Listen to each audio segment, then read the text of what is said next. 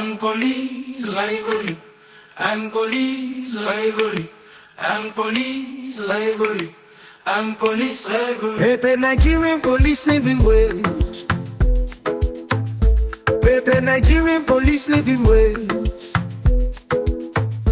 Dignity for those in uniform matters. Dignity for those in uniform matters. Dignity for those in uniform matters. 45 years in service without decent retirement benefit is an insult. 35 years in service without... All right. Hello, my people. This is Dr. Oludare Ogunlana, your cybersecurity watchdog, national security realist, and today I'll be your neighborhood town crier. And I want to welcome you to another gripping episode of my podcast. And today we are not talking about phishing emails, not talking about North Korea hackers or AI going rogue. No, I'm talking about a real life threat. Police officers being treated like disposable pens. Yes, we are talking about police officers in Nigeria. Those same officers, those that we expect to chase kidnappers, rescue terrorists, and stop bribe-seeking touts at checkpoints. And guess what? They are protesting, and not just any protest. They are drenched in rain with 14,000 naira monthly pension in their pockets and sorrow in their hearts. Let us unpack this with fact, fire, and just enough humor to keep us sane a bit. You retire after 35 years in the police force. I'm talking about Nigerian police force now. You've chased armed robbers through forests. You've survived SARS transfer and somehow avoided accidental discharge. Tell me, what do you get? A pension of 18,000 naira. That's not even enough to buy goat meat in Wuse Market. On July 21st, under FE Abuja rainfall, a group of brave retired and serving officers, yes, real human beings, who unscathed in streets, they stormed the police force headquarters and later the National Assembly. They were led by none other than Omoyele Sowore, the activist turned protest GPS. If there's injustice, Sowore Google Map will always find it.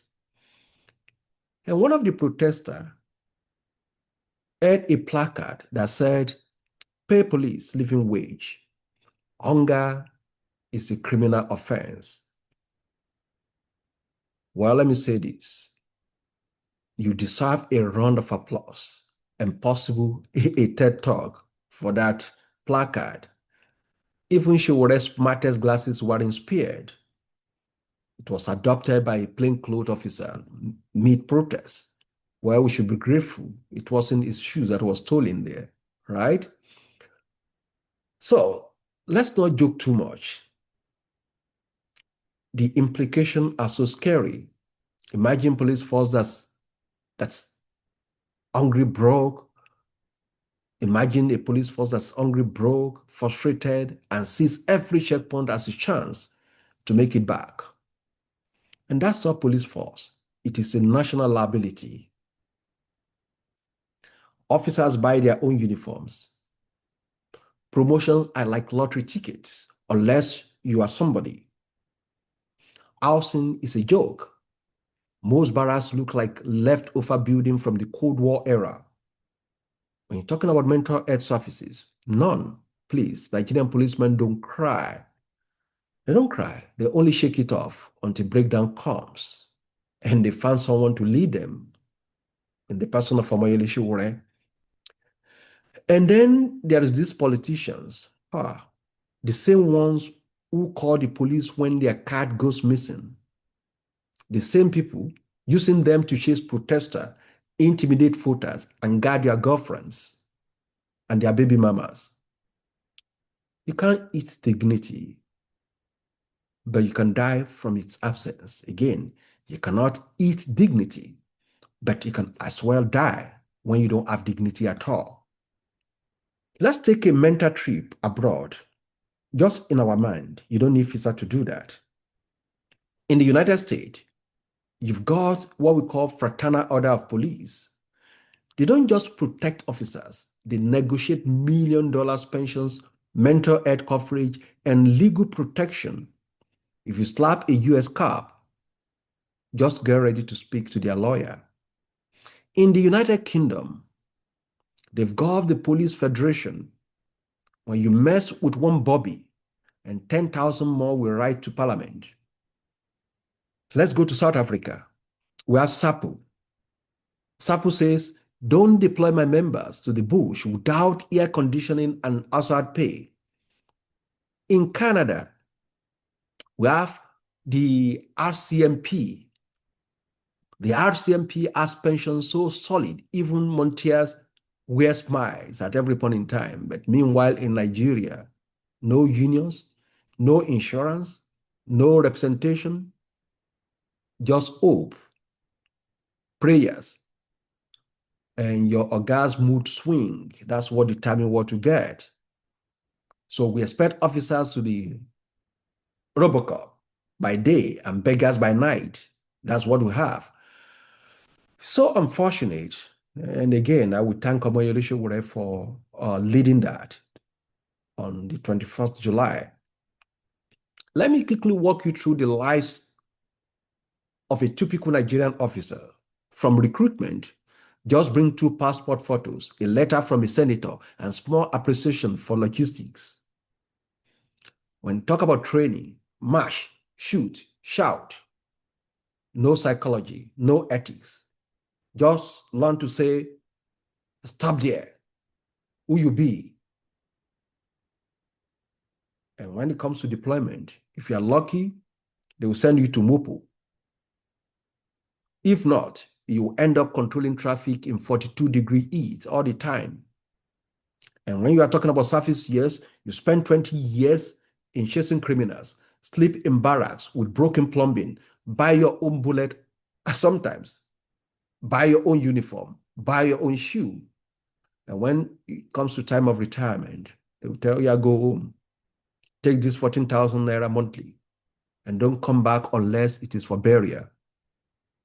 Even mobile phone recharge card costs more than 14,000 naira, which of course they pay them and they call it pension. So it's so sad. But what should we do at this point in time? Let me keep it simple. Police are not bankers or telecom engineers. They risk their lives daily and let their pension reflect that. It is important to form police welfare unions. Yes, it is overdue. We know it is risky in Nigeria, but it is necessary. Someone must speak for them. Someone must speak for them. We've been talking about state police. It is time to create state police. Let governor hire and train based on their local need. Security in Zamfara is not the same in Lagos State. Every crime is local. And it's important to professionalize everything from recruitment to promotion. Make it based on merit, not who you know and who you settle. It is important. We've moved to the era of community policing all over the world. It is time to equip them with tech, train them to engage, train them to de-escalate, not just shout. Who goes there? Who you be? So build dignity into retirement. Let's stop treating retirees like expired sachet water. Not only to police, it's virtually every government workers in Nigeria. And it's so sad. Some people die waiting for their pension. Are you telling me teachers will not be collecting bribe if they have opportunity to have a roadblock with guns? They will do the same thing. Those who are working in ministry, who have no hope of getting anything, if they have the opportunity of having roadblocks also with guns, they're going to do the same thing. And let me conclude by saying that the Nigeria biggest threat is not just Boko Haram or cybercrime or political instability. It is the slow death of our institutions, which of course we refuse to reform. If we keep treating police like furniture, cheap to use, easier to discard, then we should all prepare for a future where there's no one left to protect us. To the Nigerian government, it is time to stop deliberation. Now, I will tell President Bola Tinubu it is important to start doing what we call implementation. Implementation. To the citizens, I want to appeal to every one of us, stop insulting police officers by default. They are part of broken system. They didn't design it. They didn't design it. To our men and women in uniform, your voice matters. Your dignity matters. And I can guarantee you that we are with you. People are with you. Again, I am Dr. Oludare Ogunlana, the founder of Ogun Security Research and Strategic Services LLC based in Texas. For more briefing, visit our website. You can see cyber threat report and serious consulting that gets results. Until next time, in Nigeria of Adia, wear your seatbelt when you drive. Pay your taxes. And if you see a police officer, maybe offer them a bottle of water. They probably need it more than you. 35 years in service. If you find some sense of what we are talking about, make sure you like and share and subscribe. 35 years in service. 35 years in service. We'd be not for